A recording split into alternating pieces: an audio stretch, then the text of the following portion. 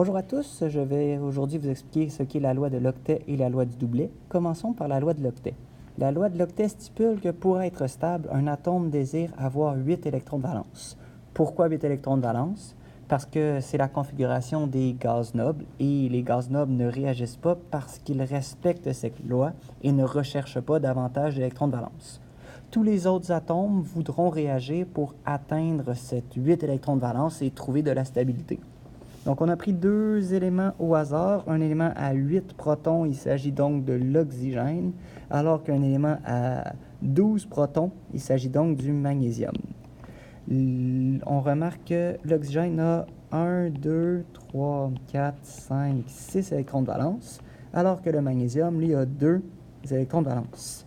Comme les deux n'ont pas 8 électrons de valence, les deux désirent obtenir leurs 8 électrons de valence pour trouver leur stabilité. On remarque que l'oxygène a 6 électrons de valence. Il a donc besoin d'avoir 2 électrons de plus pour pouvoir avoir ces 8 électrons de valence. On remarque aussi que le magnésium a besoin de 6 électrons de plus pour atteindre ces 8 électrons. Cependant, si on remarque, je vais mettre en vert, qu'ici, il y a 1, 2, 3, 4, 5, 6, 7, 8 électrons. Donc, il a 8 électrons sur la deuxième couche, qui n'est pas sa couche de valence. Cependant, si on enlève sa dernière couche, la couche verte deviendra sa couche de valence et il sera stable. Ce qui veut dire qu'il peut aussi perdre 2 électrons. L'atome fera toujours ce qui est le plus facile pour lui. Donc, 6 électrons de plus, c'est beaucoup plus difficile que perdre 2 électrons. C'est donc perdre 2 électrons qu'il fera. Il va donc perdre ces 2 électrons qui seront donc gagnés par l'oxygène. Le magnésium perd ces 2 électrons, l'oxygène le reçoit et nous remarquerons ce qui se passera.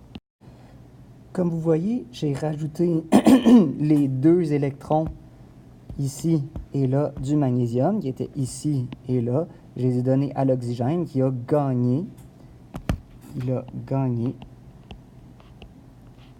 2 électrons. Et le magnésium, lui, avait 2 électrons sur sa dernière couche. Il a perdu 2 électrons. On remarque que maintenant, chaque atome a 1, 2, 3, 4, 5, 6, 7, 8 électrons de valence. Il est heureux. Et lui, il a 1, 2, 3, 4, 5, 6, 7, 8. Les deux respectent la règle de l'octet. Regardons un peu ce qui se passe sur les charges. Maintenant, ils deviennent des ions. C'est quoi un ion? C'est un atome chargé. Donc, prenons l'oxygène. Il a maintenant 1, 2, 3, 4, 5, 6, 7, 8, 9, 10 électrons et 8 protons.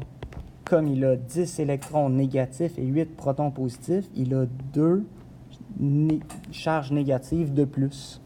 Alors que le magnésium, qui a 12 protons, mais qui a 1, 2, 3, 4, 5, 6, 7, 8, 9, 10 électrons, a 2 charges positives de plus, c'est pour ça qu'il est 2 plus. Donc, 2 façons de le voir. On peut le faire par la somme des charges, comme on voit ici.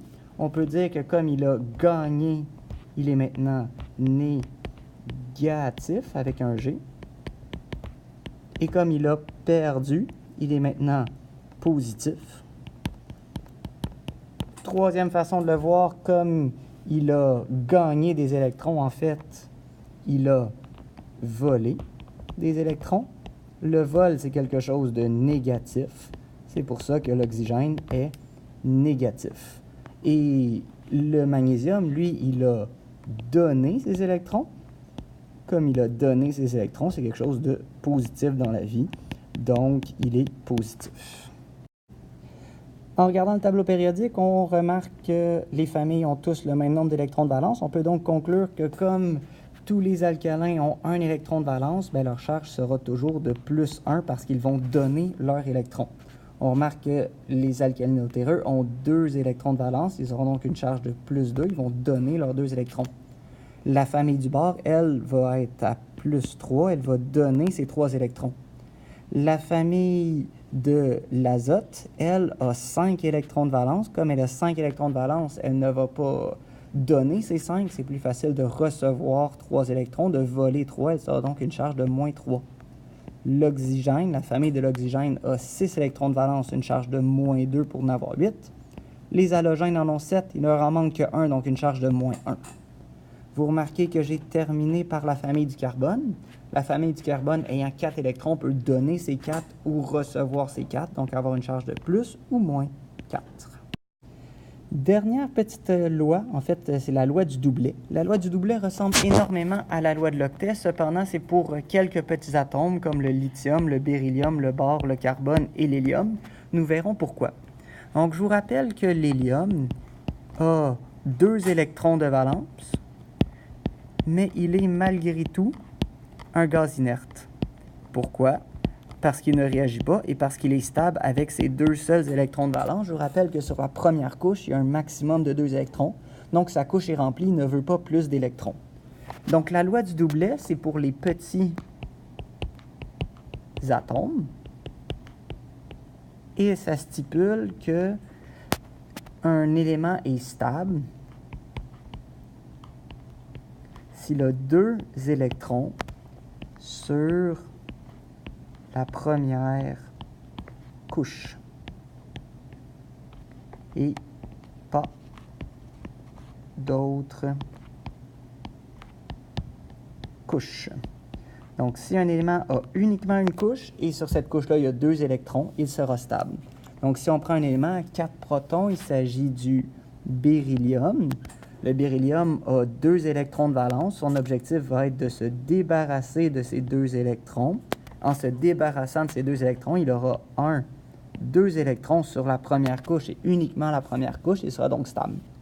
Comme il va donner 2 électrons, c'est positif de donner, il sera du Be 2+.